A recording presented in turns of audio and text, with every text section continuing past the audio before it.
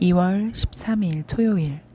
오늘의 말씀은 누가복음 13장 22절로 35절입니다. 예수님께서는 각 도시와 마을을 순회하면서 가르치시고 예루살렘을 향해 가고 계십니다. 예루살렘으로의 여행을 시작한 이후 처음으로 예루살렘으로 올라가는 내용이 언급되는데요.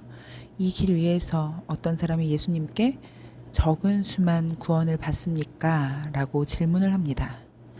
사실 구원받은 사람들의 수에 대한 질문은 당시의 관심을 반영합니다. 이 적은 사람들이 구원받을 것이라는 내용이 유대교 문헌에 등장하거든요. 아브라함의 유언, 또 에스드라스 이서, 바룩 이서, 이런 것들이 이제 유대교 문헌인데 이곳에 이런 질문들이 있습니다. 다가올 세상은 단 몇 사람을 위한 것이다.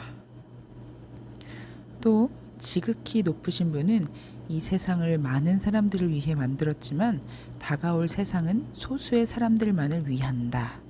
이런 내용들이 있어요. 그래서 이 사람이 했던 질문은 어찌 보면 되게 당연한 질문이었어요. 그런데 예수님은 어떻게 말씀하시죠?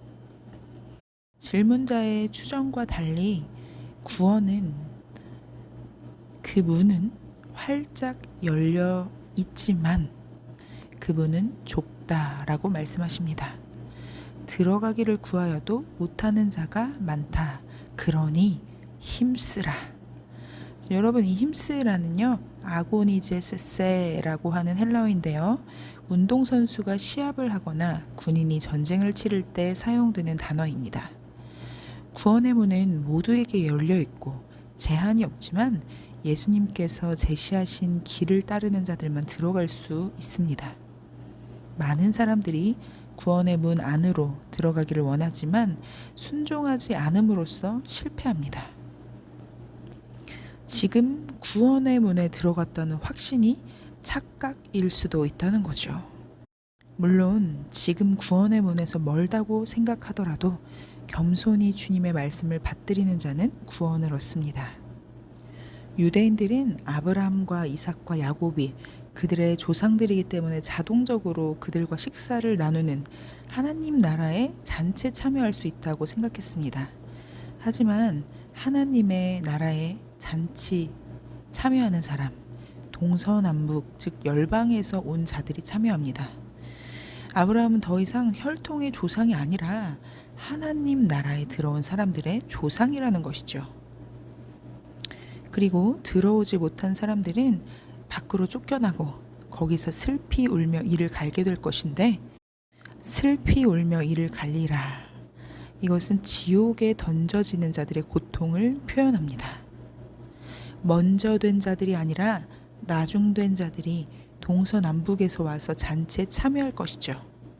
먼저 된 사람들은 나중이 되고 나중이 된 자들은 먼저 되는 것을 보고 사람들은 놀랄 것입니다. 자, 이것은요, 구원이 예루살렘 백성이라고 해서 보장되는 것이 아니라는 말입니다. 오히려 예루살렘은 열린 문에 들어갈 기회를 놓치고 구원의 문 밖에 서서 울게 될 것임을 이야기하죠. 예수님께서 이렇게 하나님 나라에 대해서 가르치고 계실 때 어떤 바리새인이 와서 위험을 알려줍니다. 바리새인이라고 해서 다 예수님과 적대적 관계는 아니었어요. 자, 어쨌든 그 바리새인은 헤롯이 예수님을 죽이려고 찾는다고 그 정보를 전달합니다. 예수님은 그의 정보를 계기로 예루살렘의 운명을 애가의 형식으로 전하세요. 저 여우에게 경고를 전하라고 말씀하십니다. 여우는 파괴적인 특징을 갖고 있지만 다른 맹수에 비해서 위협적인 짐승은 아니잖아요. 헤롯은 여우처럼 예수님을 위협하지만 그런 힘으로는 하나님의 목적을 수행하는 예수님의 길을 막을 수 없습니다. 여기서 예수님께서 오늘과 내일이라는 표현을 쓰시는데 매일매일의 활동을 의미해요. 완전하여 지리라는 의도와 목표를 이룰 것이라는 뜻이죠. 위협에도 불구하고 예수님은 지금 하는 일을 내일도 행할 것입니다. 죽음은 예수님이 줄곧 걸어가고 있는 목적지인 예루살렘에서 맞이하게 될 것이죠. 그런데 예수님의 죽음은 자신에게 주어진 목표를 이루는 것이므로 비극이 아니에요. 예수님의 죽음은 사람들이 좌지우지할 수 있는 것이 아니라 모든 것이 하나님의 뜻에 따르게 되는 것입니다. 예수님은 내가 갈 길을 가야 하리니 라고 굳은 의지를 표명하십니다. 구약도 그렇지만 선지자들을 돌로 치는 행위를 합니다. 죽인다는 얘기죠. 그런데 구약에서 돌로 치는 행위는 신성모독 혹은 배교일 때 이 죄를 지은 사람들에 대한 전형적인 처형 방식이에요. 참 역설적이죠. 하나님이 보내신 사람들이 하나님을 모독하고 배교 행위를 했다는 죄목으로 처형당합니다. 자, 이것은 이스라엘 백성, 특히 종교 지도자들이 자신들의 목표와 열정에 근거해 하나님의 목표를 수행하는 자들을 배척하는 것을 말합니다. 예수님은 하나님의 파송을 받은 메시아죠. 예수님은 하나님의 대리자로서 예루살렘을 향한 하나님의 계획과 뜻을 전합니다. 하지만 예루살렘을 향한 하나님의 계획, 뜻을 전해도 예루살렘은 하나님의 대리자를 죽임으로써 하나님을 거부합니다. 암탉이 제 새끼를 날개 아래에 모으는 것 같이 내가 너희의 자녀를 모으려 한 일이 몇 번이냐. 주님은 말씀하십니다. 예루살렘은 예수님이 내민 구원의 손길을 원하지 않는다는 것이죠. 그렇다면 예루살렘의 운명은 어떻게 될까요? 보라, 너희 집이 황폐하여 버림바 되리라. 예수님은 예레미야 선지자의 언어를 사용해서 하나님의 목적에 맞게 살지 않은 예루살렘이 무너질 것을 예고하십니다. 예루살렘은 이스라엘을 대표하므로 이스라엘 전체가 망한다는 것이죠. 예루살렘은 먼저 된 자로 나중된 자와 같이 선민의식으로 이 선택받은 민족이라는 그런 의식으로 가득 차 있었지만 심판을 피할 수 없는 것이죠. 하나님이 보내신 예수님을 메시아로 수용하는 것만이 유일한 구원의 길입니다. 자, 여러분, 오늘은 우리가 좁은 문으로 들어가는 자, 또 넓은 문으로 들어가는 자, 좁은 문으로 들어가는 예수님에 대하여 살펴보았습니다. 여러분, 우리가 예수님을 믿는다는 건요, 자기를 부인하고 자기 십자가를 지고 주님을 따른 일이고요, 또 더불어 좁은 길로 가는 길입니다. 예, 맞습니다. 주님이 말씀하신 것처럼 하나님 나라로 들어가서 구원을 받는 자 적어요. 그러나 우리는 주님의 말씀처럼 힘써야 되겠죠. 오직 예수님만 내 인생의 통치자로 삼고 그분께 충성을 하는 것, 이것이 우리가 살 길, 우리가 구원받는 길입니다. 자, 여러분, 이제 토요일이에요.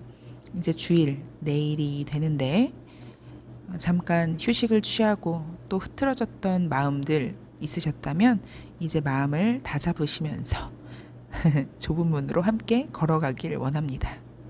저도 이렇게 하루 이틀 쉬니까 마음이 좀 해이해진 것도 있는데 다시 마음을 다잡고 주님을 향해 달려가는 일 멈추지 않겠습니다. 우리 같이 갈까요? 함께 기도하겠습니다.